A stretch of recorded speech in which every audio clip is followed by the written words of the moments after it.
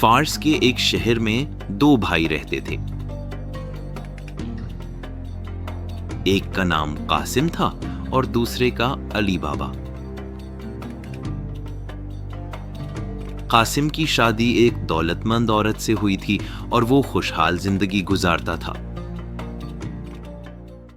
جبکہ علی بابا کو اپنی بیوی اور بچوں کا گزارا قریبی جنگل سے لکڑیاں کاٹ کر اور انہیں شہر میں بیچ کر کرنا پڑتا تھا.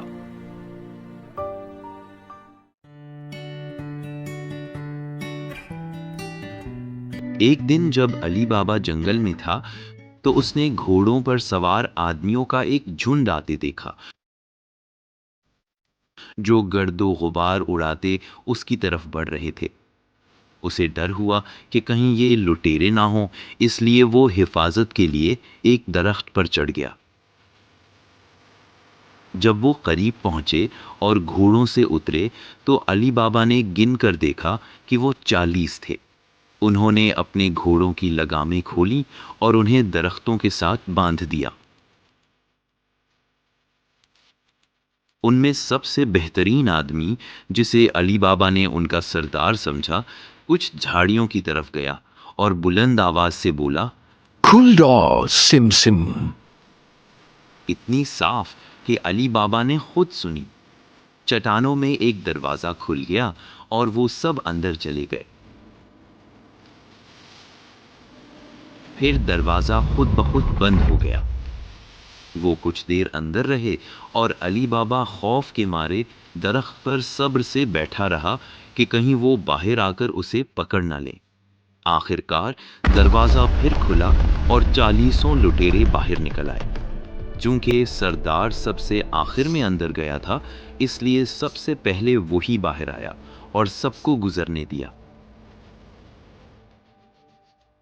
پھر دروازہ بند کرتے ہوئے بولا، بند ہو جاؤ سم سم. ہر آدمی نے اپنے گھوڑے کو قابو میں کیا اور اس پر سوار ہو گیا.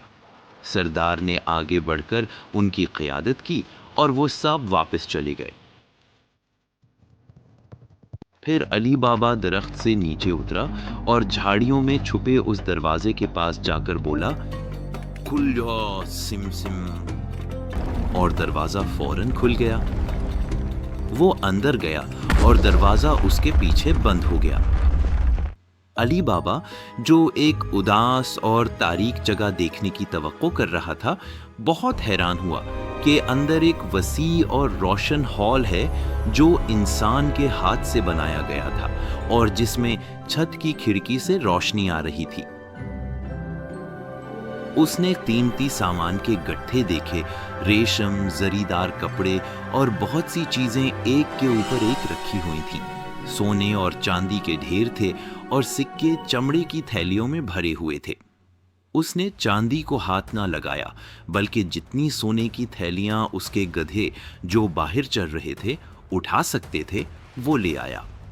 اس نے وہ تھیلیاں گدھوں پر لاد دی اور اوپر سے لکڑیوں کے گٹھروں سے ڈھانپ دیا. اس نے کہا، بند ہو جا سم سم. اور دروازہ بند ہو گیا. پھر وہ گھر آ گیا. گھر پہنچ کر اس نے اپنے گدھوں کو آنگن میں داخل کیا، دروازہ بند کیا، سونے کی تھیلیاں اٹھا کر اپنی بیوی کے سامنے ڈھیر کر دیں اور سب ان کے سامنے خالی کر دیں. اس نے بیوی کو راز رکھنے کی ہدایت کی اور کہا کہ وہ یہ سونا جا کر دفن کرے.